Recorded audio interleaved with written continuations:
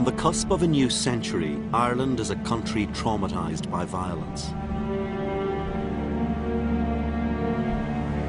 The surface calm masks the bitter division caused by a failed rebellion in 1798. The Protestant ascendancy remains in power, and the Catholic majority appear vanquished. But the coming century will witness an epic transformation. The great issues of land, of faith, and who should rule Ireland will give birth to a mass politics of a kind never seen before in Europe.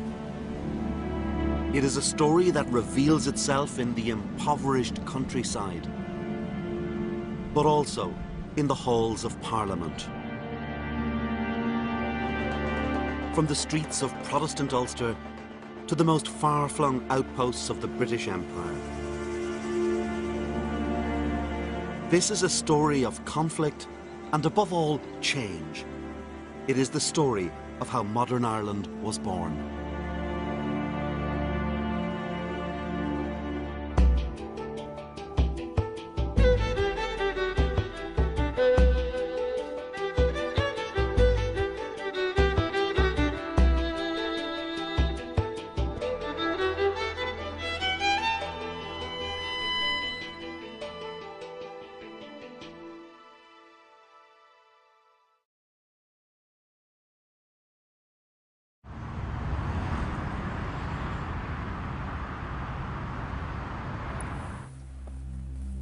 It lies here among 25,000 other Acts of Parliament in a small room at Westminster.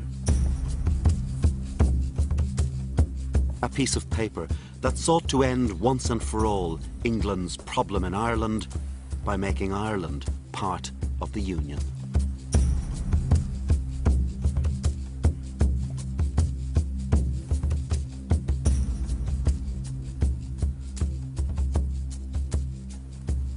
Here it is, this act of union of Great Britain and Ireland that binds together two nations.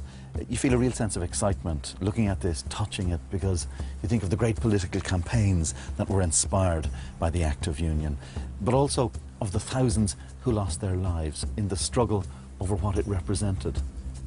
In the first article, it describes how from the first day of January 1801 and forever after, Britain and Ireland shall be known as one kingdom, the United Kingdom of Great Britain and Ireland. To this very day, men are willing to kill to try and break the Union. The Union passed into law at a time of international crisis. Britain faced war with France, and Ireland was dangerously unstable. A Protestant Parliament ruled over a Catholic people. But bring both factions into a larger kingdom, and Ireland's claustrophobic hatreds would evaporate. That was the theory. And so Protestant landlords were cajoled and bribed with money and peerages. And the Catholics promised reform of the remaining penal laws that excluded them from Parliament and public office. Nowhere was news of the Act of Union greeted with more anticipation than in the leadership of the Irish Catholic Church. There was an understanding with the British government that with union would come the granting of Catholic emancipation, full political rights for Catholics. At a stroke, one of the most divisive issues in Ireland would be removed. Everything now depended on what happened next at Westminster. The Prime Minister, William Pitt, had looked to the example of Scotland, safely ensconced in the Union since 1746. But Pitt faced the opposition of anti-Catholic forces in his cabinet, who encouraged King George III to oppose any change. The king believed that to grant full civil rights to Catholics would violate his coronation oath to uphold the Protestant faith. In the middle of an assembly of MPs, he stopped and shouted, "I will consider every man my enemy who proposes that question to me." Pitt was humiliated and backed down. Pitt resigned within the year. His failure changed the course of Irish history. Had emancipation been granted, as was planned, in the 1790s or in the early 1800s as part of the Act of Union deal, I do not think that Catholicism in Ireland would have taken on the shape it did and would have become so associated with politics and later on with nationalism. It was that crucial delay that drove Catholics into an alliance with forces which were not always cooperative with the British state. Catholic alienation would be deepened by economic decline.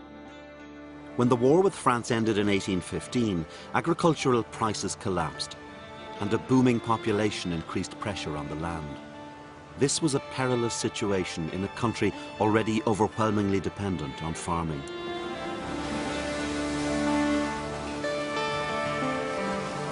The land was subdivided into ever smaller portions. A foreign observer described how the system worked. A wealthy man would let out some land to 4 others. They in turn would rent it to maybe 20, and they to another 100 people. They would then let it out to 1,000 poor labourers. Little wonder that the hunger for land would become one of the defining themes of the Irish story. The Catholic peasantry were a people without land, political rights, or a champion.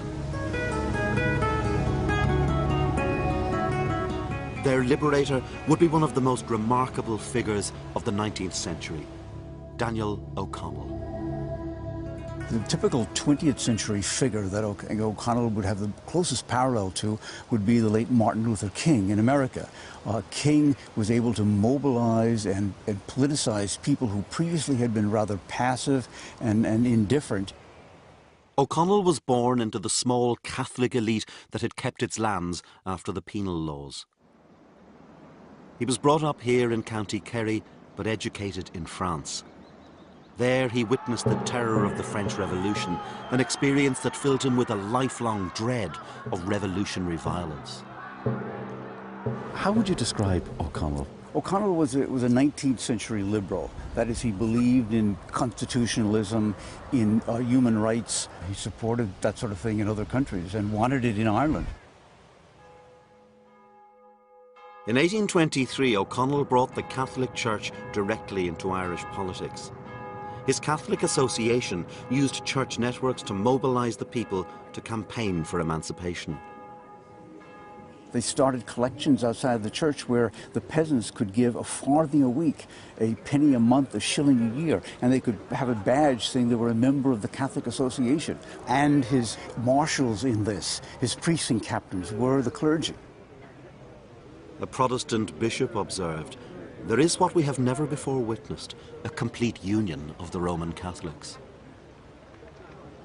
O'Connell decided to provoke a crisis. He would challenge the law banning Catholics from Parliament unless they renounced their faith. In 1828 in County Clare, Daniel O'Connell became the first Catholic in Britain or Ireland to stand for Parliament in more than 100 years.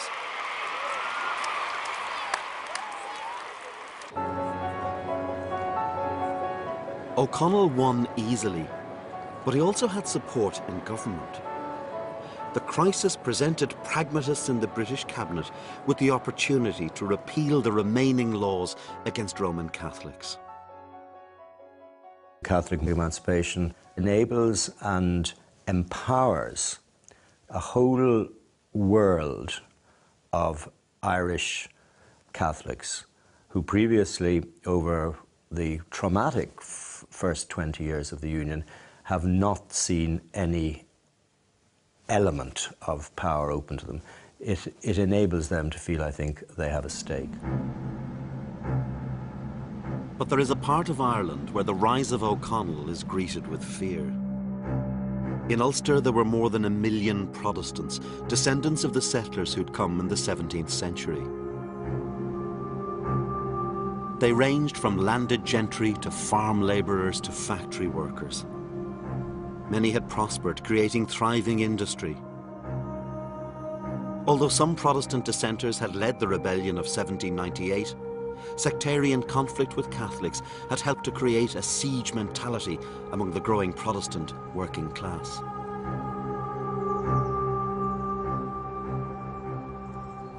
It's hard to think when you look at a shell like this that it once symbolised immense prosperity. To Ulster Protestants, the world that they knew, the world that they felt secure in, was dependent on the link with Britain. It was that which guaranteed their jobs, their education, their special place in society, and of course their religious identity. When they looked around the rest of the island and they saw the rise of somebody like Daniel O'Connell, the growth in the power of the Catholic Church, they felt panicked. O'Connell's supporters attempted a political invasion of Ulster. It failed, but sectarian fear escalated. Once you get clashes between large groups of people, then you get these general fears that actually, quite simply, they want to wipe us out. They've come here with a large group of people. We're defending this piece of space with our group of people. It becomes a very elemental, very simple conflict. O'Connell failed to understand the power of Protestant fear. It was a failure Irish nationalists and British governments would continually repeat. And if Protestants were alarmed by the Emancipation Campaign, what O'Connell planned to do next would strike directly at the heart of the British Constitution. He was about to move from the politics of religion to those of union. Daniel O'Connell now set out on his most daunting campaign of all, to repeal the Act of Union, which joined Britain and Ireland together as one nation, and under which this country was ruled from London. Now, O'Connell wasn't a revolutionary. He didn't want Ireland to leave the wider British Empire. What his repeal campaign demanded was an Irish Parliament where Catholics would hold power. The majority of Catholic bishops and priests supported the campaign, and clerics went back into action to rally the people. O'Connell held some of the largest political meetings in European history.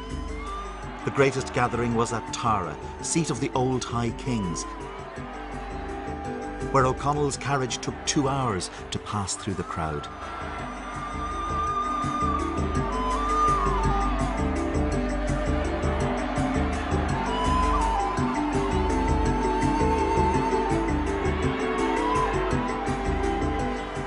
O'Connell stood here at Tara, reaching back into a mythic past to inspire his people.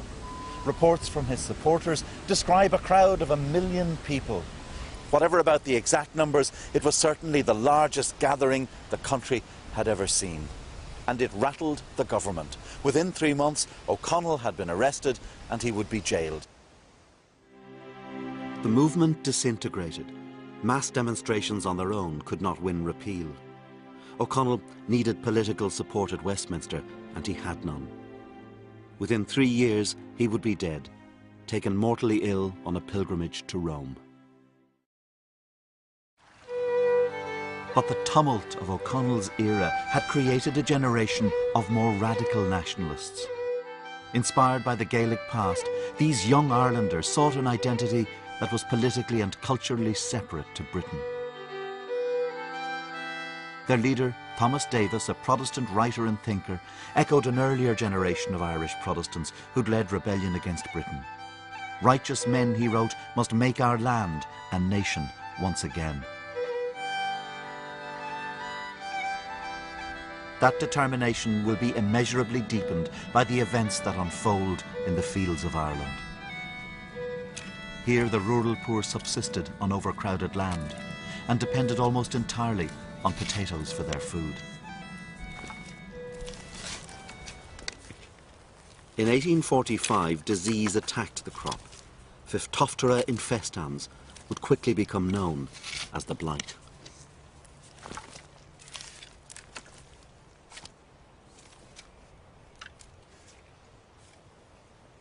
How did the blight work? What did it do to potatoes?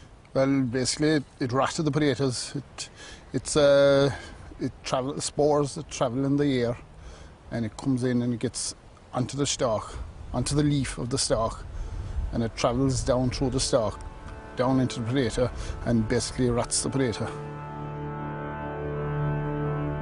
The blight swept west across Europe, killing 50,000 in Belgium, an even greater number in Germany.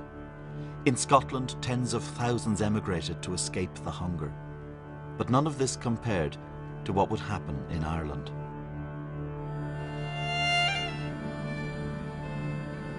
The first deaths occurred in 1846, and the Tory government of Sir Robert Peel responded by importing grain to keep food prices down, and by putting the hungry to work, building roads and bridges so they could earn money to buy food. By the beginning of the following year, more than 750,000 people were depending on public works. What is the prevailing mentality at that time towards something like a famine? Well, their initial response to a situation which isn't at all as bad as what it would become is, I think, fairly generous and positive.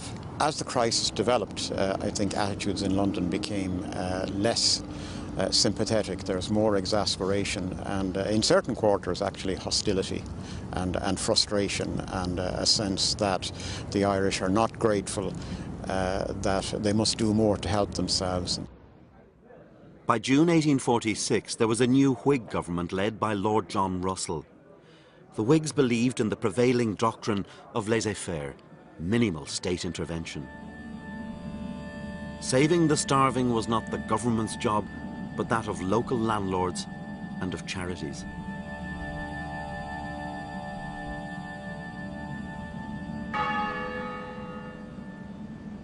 And so, as the crisis deepened, government support for public works was removed.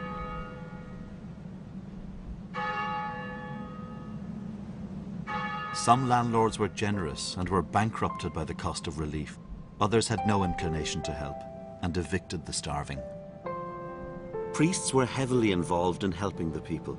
In Clare, one reported how half of his 1,000 parishioners were dead. Scores were thrown beside the nearest ditch, he wrote, and left to the mercy of dogs which had nothing to feed on.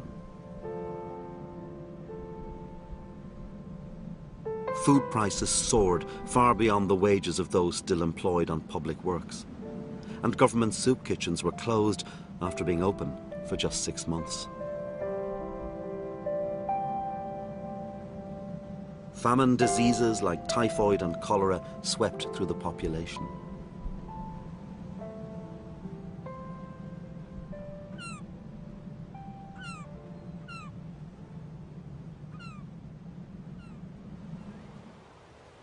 The workhouses, paid for by the landlord's rates, were besieged by starving people.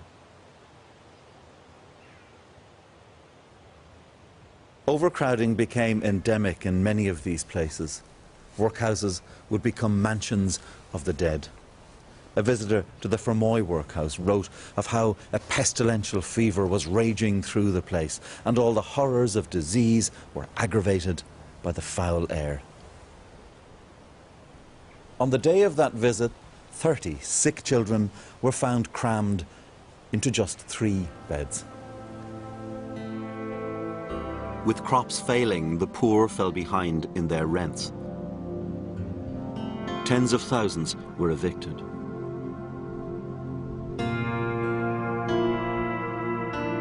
Skibbereen in West Cork was one of the hardest hit areas.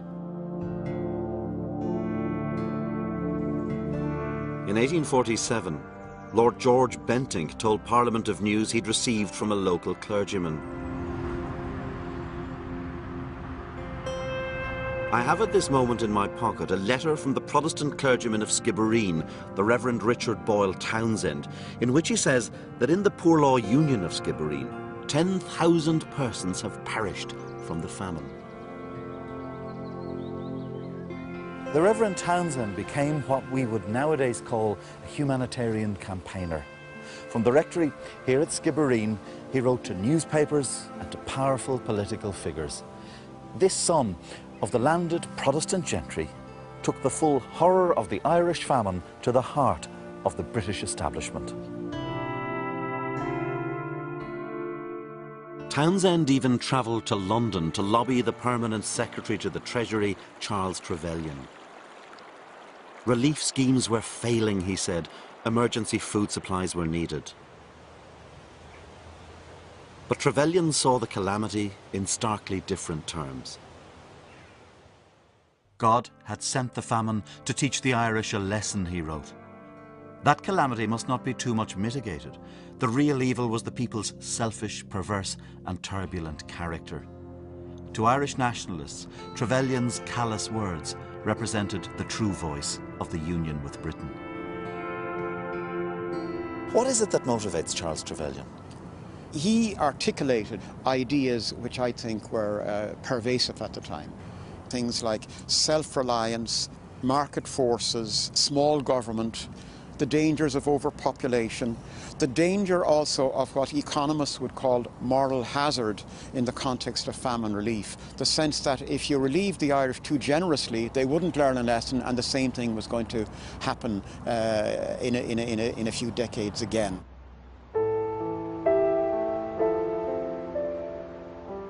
Reverend Townsend's lobbying brought newspapermen and a number of influential public figures to West Cork.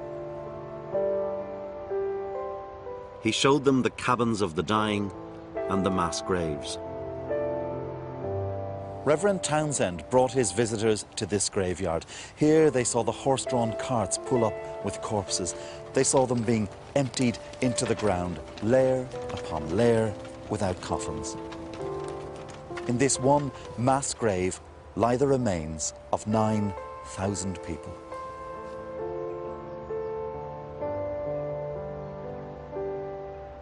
By the time the famine was over, it was estimated more than 1 million had died of starvation and disease.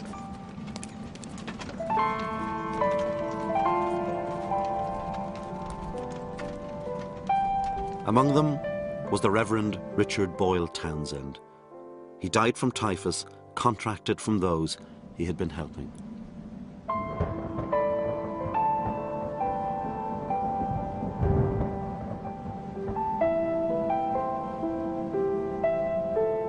You're talking about a crisis which, by world standards, it's a big famine, but by 19th century European standards, it's absolutely unique.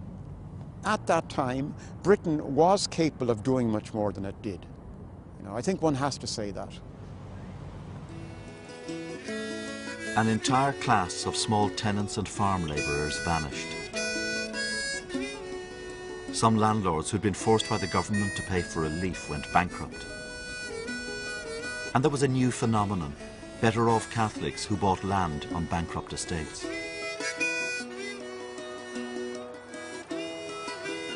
More than 1 million of the poor took to the emigrant boats. Farewell to you, old Ireland, since I must go away. I now shake hands and bid goodbye, and can no longer stay. Our big ship lies in Teaplock Foyle, bound for the New York shore, and I must go from all I know and lovely Moneymore.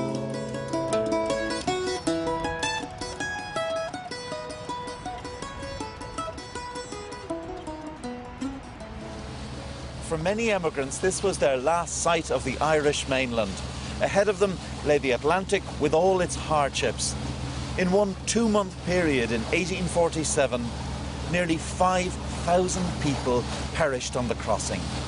This mass migration wouldn't just change the story of Ireland, but of America too.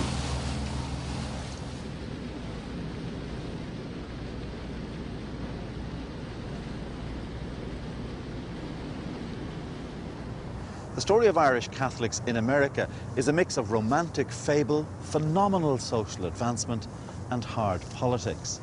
1.5 million Irish left their own country for America during the years of the famine. By the middle of the 1850s, there were more Irish living in New York City than there were in Dublin. When they arrived here in their boats at the East River, they were the poorest of the poor, fanning out into the city.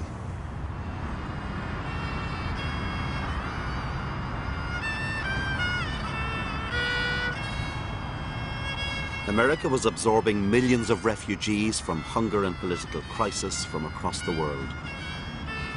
The Irish flooded into the cities of the American East Coast. This is now part of Chinatown, but back then it was called the Five Points District. Here the Irish jostled and competed with Germans, Scandinavians, Dutch, with blacks who'd fled slavery in the south. Charles Dickens, visiting here, described it as a place that reeked of filth and dirt, where even the houses seemed old from debauchery. It was a place where only the toughest and the canniest survived. The Irish come off boats down in the East River here in the 1840s, the lowest in terms of social status. And yet within a decade that's changed. How do they do it? Well, they do it because they bring with them something intangible, and that is a capacity for political organisation, which they've acquired under the tutorship in the way of Daniel O'Connell over the previous 30 years. No other people were able to organise themselves at so low a social level. And within a decade of arriving, they had become the driving force in New York politics. Many would find their political outlet in the salons of the American Democratic Party.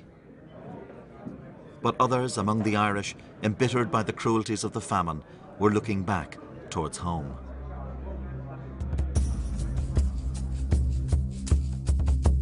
The Fenian Brotherhood, founded in 1858, was rooted in the Young Ireland movement, which had launched a failed rebellion a decade before. They set about raising political support and funds for a new revolution. By 1863, they were powerful enough to command large audiences at meetings in the prestigious Cooper Union, one of the great theatres of American political rhetoric, where Abraham Lincoln had once spoken.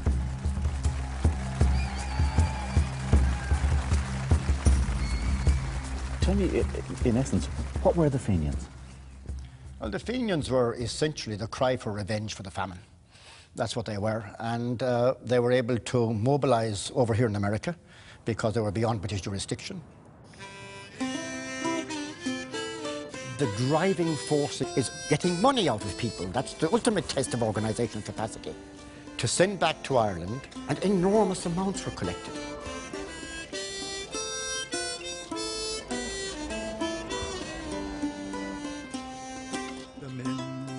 Boy to the war is gone, in the ranks of death you will find him. But it wasn't simply a question of money. Irishmen had also gained military experience fighting in the American Civil War. They would now try to strike at British power wherever they could find it. They hope in 1866, immediately after the end of the Civil War, that if they can invade Canada, as the closest British possession. Invade Canada? Invade Canada. How many of them were going to do that? Well, it wasn't all that well planned, let's put it like that. How many men were they going to send? Just over 1,000 tried to get into Canada. And they won some skirmishes on the border, but it didn't work out successfully. And there was a second attempt which worked out even less successfully. But the Fenians understood the power of revolutionary gesture, the propaganda of the deed. In 1867, they carried out the first acts of Irish terrorism in Britain.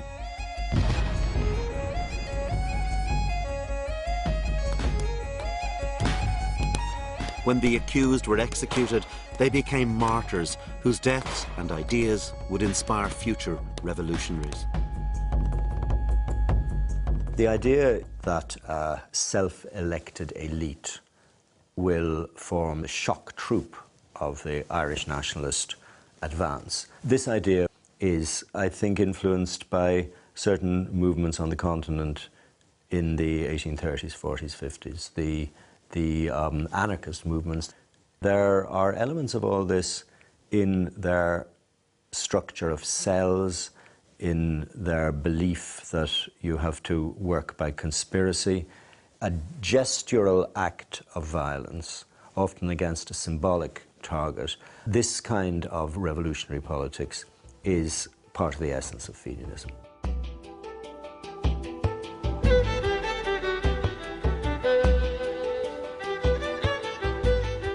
A brief Fenian rebellion in Ireland was quickly crushed.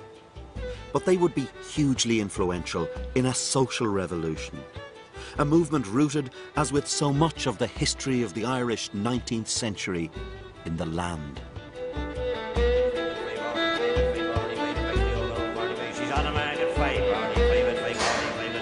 These farmers in County Kerry are the descendants of men who were tenants on the estates of landlords.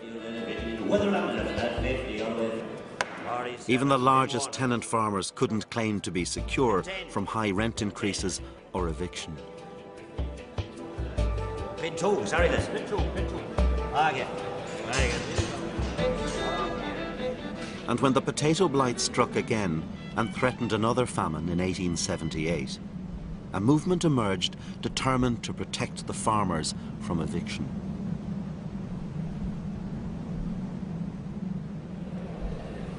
The great movement for change would be built around the forefathers of men like these. The rural poor would be mobilised into a force that sparked phenomenal social change and created a political legend. It would be led by two men as different from each other as it was possible to be in background and personality. In 1879, a 31-year-old activist, Michael Davitt, returned to his native County Mayo after spending 7 years in British prisons for his part in a Fenian plot. Davitt had come back to Mayo to rally farmers threatened with eviction, and because he saw in the rural crisis the chance to put his own socialist ideas into practice. Davitt was born in 1846 at the height of the famine. At the age of 4, Davitt's 3 sisters and his parents were evicted from their homestead in County Mayo. The family were forced in 1850 to emigrate to England. And all throughout his childhood, Davitt was brought up with these images. And isn't the key thing that he grows up profoundly shaped by radical ideas of English socialism? Yes, that's true. In fact, his experiences would have been more in tune with the industrial working class of Lancashire. For him, that relationship between them and the landlord was no different from a relationship between the industrial boss and the industrial worker. Davitt was a child of the Industrial Revolution and at the age of 11 had lost his right arm in a mill accident. Yet this class warrior would form an alliance with an aristocrat. Charles Stewart Parnell came from a Protestant landowning family whose fortunes had declined after the famine. From his American mother, he'd inherited a strong anti-British sentiment, and he would become a nationalist icon. Parnell and Davitt are fascinating contrast in almost every way you can think. Parnell, an aristocrat, a dictator, as he was well known as. He even called one of his horses Dictator. Davitt, a socialist who becomes increasingly socialist with the years. But out of those differences came, I think, a great deal of the strength of that astonishing decade of roughly 1880 to 1890, when such political success seemed to be within the grasp of the Irish nationalist movement. Davitt admired Parnell's willingness to confront the government. The vehicle that would bring both men to the forefront of nationalist politics was the Irish Land League, which began from October 1879 to organise civil disobedience against increased rents and evictions.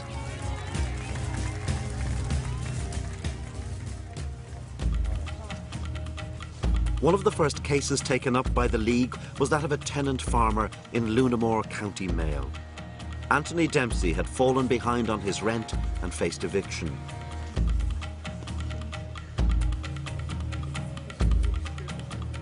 These are relatives of Anthony Dempsey visiting his old cottage.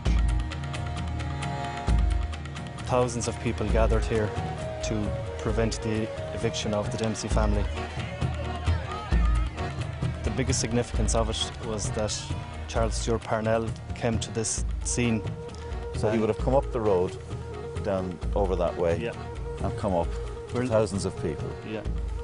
We're led to believe that Parnell came up the hill there on a white horse. Now, is that kind of well, the Irish gift for romanticising things, or did it really happen? I don't know, but it would have added to the whole occasion if it did happen. Because that's how people saw him. Yes, wasn't it? Yes. I mean, there's truth in that. They saw him as the knight riding to rescue. Yes, when the police realised the major in charge called off the eviction at that particular time.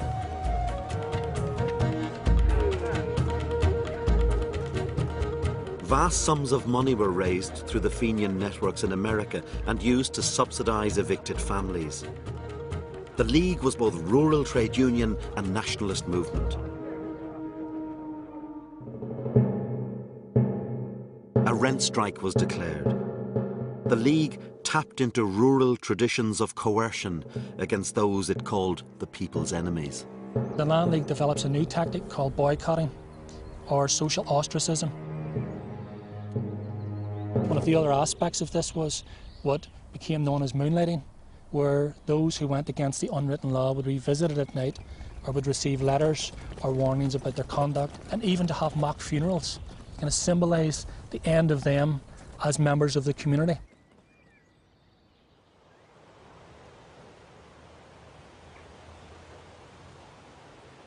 But transformation in Ireland is dependent on a parallel but very different revolution in Britain.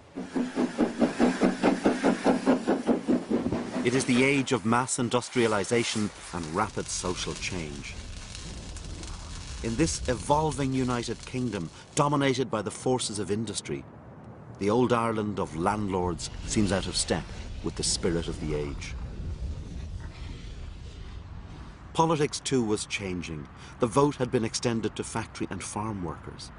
Parnell's Irish Party benefited from a new secret ballot, which undermined the power of landlords to coerce their tenants into voting for them. Irish nationalists were a force in Parliament. The struggle for land rights now moved to the Houses of Parliament, and it would take the energy and vision of a British Prime Minister to introduce legislation that would have a more far-reaching, practical impact on the lives of rural communities than any other statute in the past century. William Ewart Gladstone was a combination of moralist and canny politician. In 1881 he introduced a Land Act which offered Irish tenants security from eviction and a means of controlling their rent. After further agitation, Gladstone moved closer to meeting the key demand of David and Parnell, the right of Irish tenants to buy their own land. I think there's a strong argument for saying that the hinge on which modern Irish history turns is the Land War of 1879 to 1882. From 1881 through to the Land Acts of the early 20th century, you have the British state enabling Irish tenants to buy out their holdings from the landlords and become small peasant proprietors, as the phrase of the day would have it. This has immense implications for the creation of a conservative, with a small c, rural petit bourgeoisie. The social revolution that begins with the Land War isn't the creation of a socialist state, as David would have wanted, but it turned out to be a conservative revolution, which is exactly what Charles Stewart Parnell would have liked. There has been a long social revolution. The laws which forced Catholics and Presbyterians to pay for the upkeep of the Anglican Church have already been overturned. It was now no longer the state church. The Protestant ascendancy was being dismantled not by violent revolution, but by acts of a British Parliament. The Catholic bourgeoisie of farmers, merchants and professionals were the rising force, and their church, already powerful, would come to dominate Irish life well into the modern age. In the new confident church, Cardinal Paul Cullen had emerged as a princely figure. He was ordained the same year that Catholic emancipation was granted, and rose to become Archbishop of Dublin and Ireland's first cardinal. Cullen set a mark on Irish Catholicism which was there until very, very recently. He set up an institutional framework. The orphanages, the schools, the churches, the confraternities, all the paraphernalia, if you like, of Catholic life. His era was also hugely influential in shaping the personal and public piety of the Irish.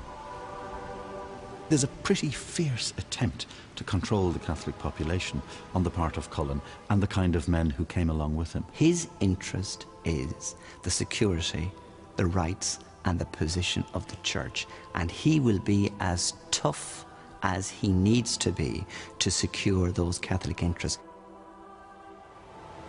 The story of the 19th century in Ireland is one in which power shifts decisively.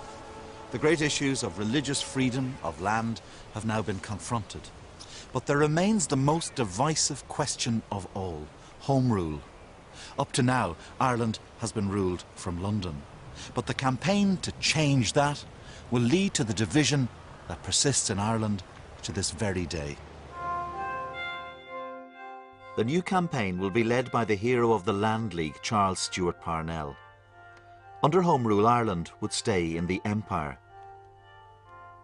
But it would be ruled not from London, but Dublin, and by a nationalist-dominated parliament. By 1885, Parnell was in a strong bargaining position. His party now held the balance of power in Parliament, and he found Gladstone a willing partner. This deeply religious man was beginning to see Ireland as a divine mission and Home Rule as a means of repaying the Irish for the cruelties of the past. And there was a pragmatic consideration. Gladstone needed the support of Parnell's MPs to keep his government in power. For moral and political reasons, Ireland mattered as never before.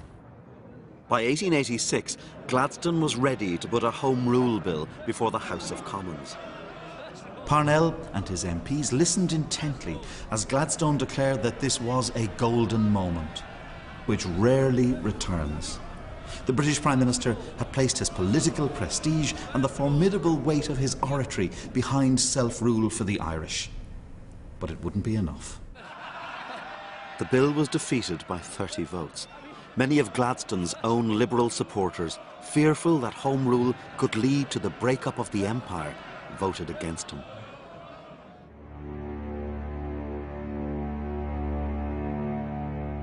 In Ireland, the bill raised sectarian tension. Many Ulster Protestants saw Home Rule as simple Rome Rule. On the day the bill was defeated, there were riots in Belfast. Here at Alexandra Dock, a rumour spread that Catholics had attacked an Orangeman. Soon, hundreds of shipyard workers were streaming across the road. They set about the Catholics, beating them with whatever came to hand. The Catholic workers, some of them jumped into the water, trying to swim across the river. One man was drowned. By nightfall, rioting had spread across Belfast. Gladstone took an extremely myopic view, I think it has to be said, of Ulster resistance, in which he was accompanied by Parnell, who simply took the line that Ulster had played a grand part in the 1798 Rising and platonically was part of nationalist Ireland, and these deluded unionists would come and see this in time. As news of the defeat of Home Rule spread through the streets of Belfast, Protestants in working class areas came out to celebrate. They marched behind orange bands and they lit bonfires. As the smoke curled up into the sky, it could have been read as a warning of an age of violence and division that was to come. Parnell and Gladstone were to make one more attempt at bringing about Home Rule. In December 1889, Parnell travelled to Harden Castle in Flintshire, Gladstone's country home. The Irish party leader came here to meet Gladstone as the year ended, and the possibility of a great new campaign for Home Rule bubbled in the air, until calamity descended. It was the biggest sex scandal of its time. Parnell's nearly decade-long liaison with a married woman, Catherine O'Shea, became public when her husband, from whom she was separated, sued for divorce. Her husband was one of Parnell's MPs. Victorian opinion was scandalised by false stories about Parnell donning disguises and fleeing down a fire escape. His party would now be confronted with a stark choice by the Prime Minister. Gladstone realised that the forces ranged against Parnell were simply too powerful, and within his own party, the voices of the morally affronted were growing louder. He wrote to the Irish Parliamentary Party that if Parnell were to remain as its leader, his own position as leader of the Liberals would become impossible. In this way, Gladstone cut Parnell loose.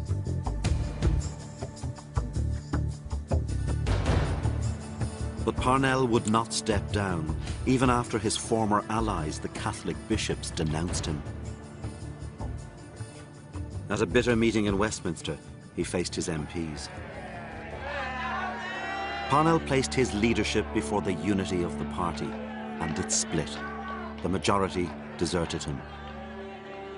He returned to Ireland to campaign, facing often hostile crowds. His health worsened, and he was dead within a year. Parnell's fall and destruction was a kind of classic tale of hubris. He was a titanic figure. But the flaws in his personality were part of that titanic image, that kingly hauteur. When he fought his last campaigns, one of his tactics was to pour scorn on the very thing that he himself had accomplished. He was now saying, look, it would never have happened. Never trust the British. He is reverting to an older Fenian-style kind of rhetoric, where Britain represents the infamous thing that you can never trust, that will always do down Ireland. He's saying, now they've done down me. He had done himself down. Vast crowds attended Parnell's Dublin funeral. A star has been laid low, wrote the poet W.B. Yeats.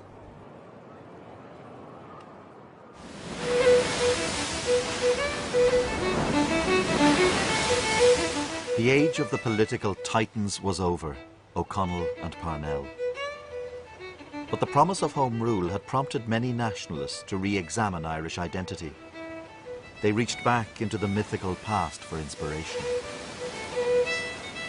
These cultural nationalists sought an Irish Ireland, an identity utterly separate from Britain. Gaelic sports were revived. The Gaelic Athletic Association repudiated English games in favour of sports like hurling.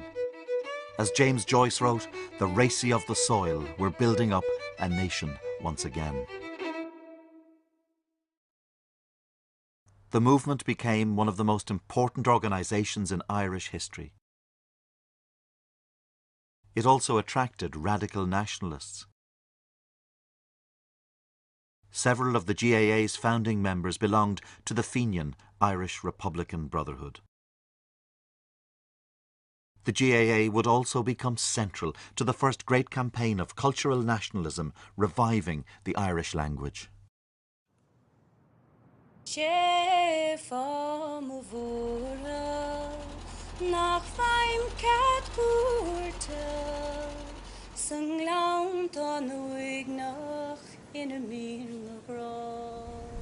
Stretching back century over century, the Irish language had been the dominant tongue on this island. But by the late 19th century, that had changed. English was now widely spoken.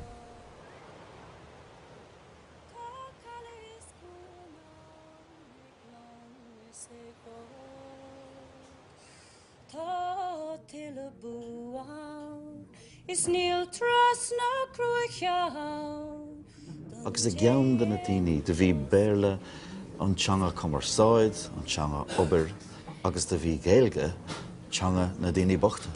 Yeah, well, tuisce socha gur a bhain an béarla na cuasaí gnó, agus cuasaí dulcan cín, agus cuasaí deachais, gur a bémin sin an méarla, agus fuair an béarlan sin túsáite, agus is somlan sannas ará gur curach an Gaeilge síos agus gur as sin amach gur bhain an Gaeilge le ar gúlta agus bochtanas.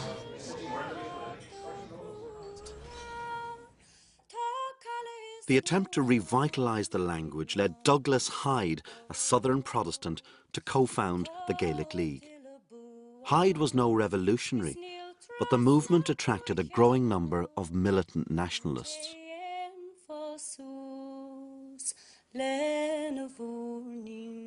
People like Douglas Hyde want to keep politics out of the Gaelic League. But politics are never going to be kept out of a movement, part of whose rhetoric depends on the constant reiteration of Englishness as contamination. But this cultural renaissance isn't simply an attempt to create a nationalist myth of Ireland. The poet William Butler Yeats is an Irishman rooted in the Protestant world, but committed to nationalism. He writes in English, but is inspired by Eastern mysticism, European modernism, and Celtic mythology. Yeats and his colleagues are imbued with the past, but open to the world. It comes from the kind of interest in Irish literary origins, which has been going on since the 1830s and 40s, with translations of old sagas and with an interest in the literary content of the Irish language. And they're very alive to a European tradition. And I would say that one of the great inheritances they give to the Irish cultural tradition is that broadness, that sophistication, that Europeanness. The cultural ferment encompassed revolutionaries and moderates, mystics and scholars, and more than one literary giant. Yet for many Irish people, it was not the imagined Ireland of the cultural nationalists that framed their worldview, but a British Empire that in the late 19th century had never seemed so powerful. The Dublin of the Revival was an imperial city.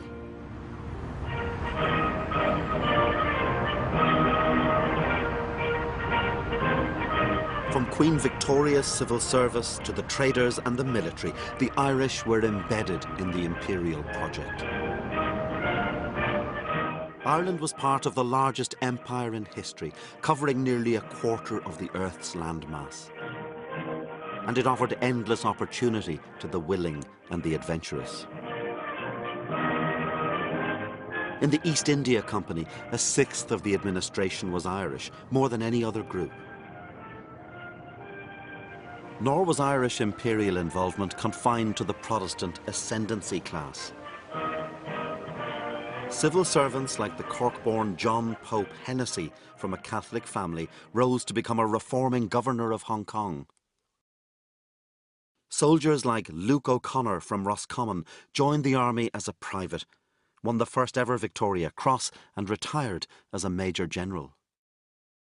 In 1897, here in London, the Empire celebrated the Diamond Jubilee of Queen Victoria. Victoria could contemplate her vast dominions with confidence. Even in Ireland, so long, so troubled, the Pax Britannica seemed secure. It would be shattered by events many thousands of miles away, and they would resonate loudly in Ireland.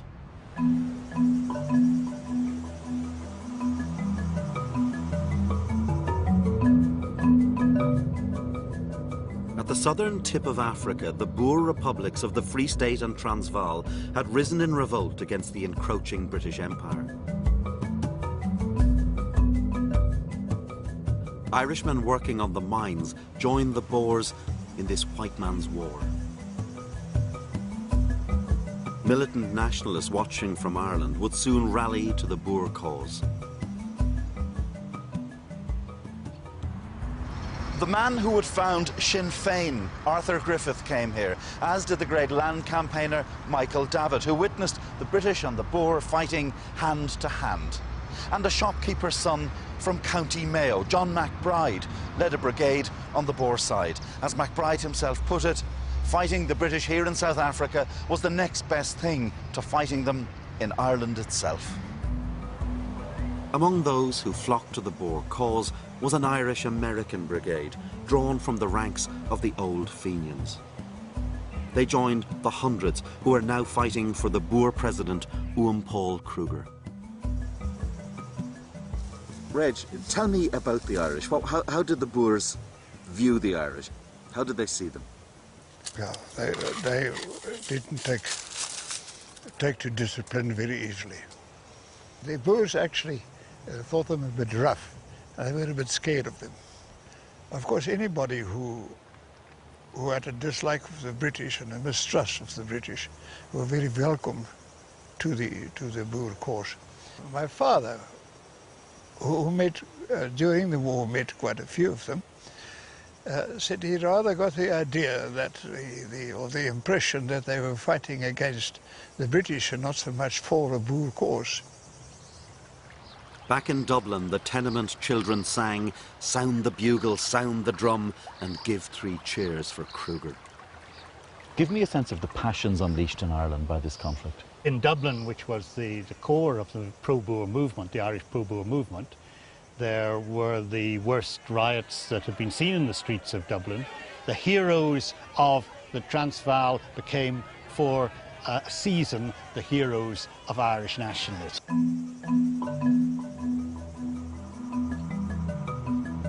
But there was another Irish reality in South Africa. Far more Irishmen, some 40,000, fought on the British side.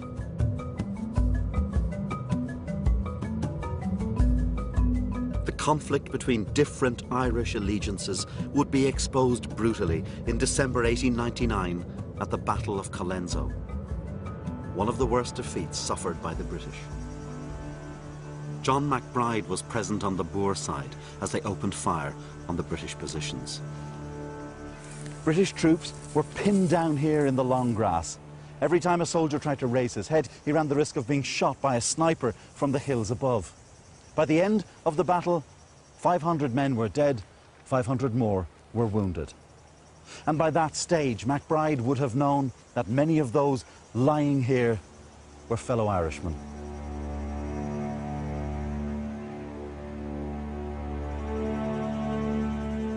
These men were loyal to their regiments. You only have to count the number of VCs that were won in these fields around us. You must remember that there are more Irish people, more Irish men buried in this valley than anywhere else on the African continent. The Boers lost the war, but they had, in the words of Rudyard Kipling, taught the Empire no end of a lesson.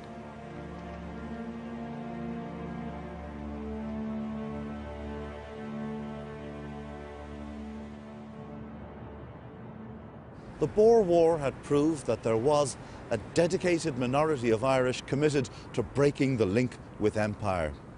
And although in South Africa they were vastly outnumbered by those loyal to the Crown, it was the enemies of Britain who would dictate events in the new century and propel Ireland into an age of violent revolution.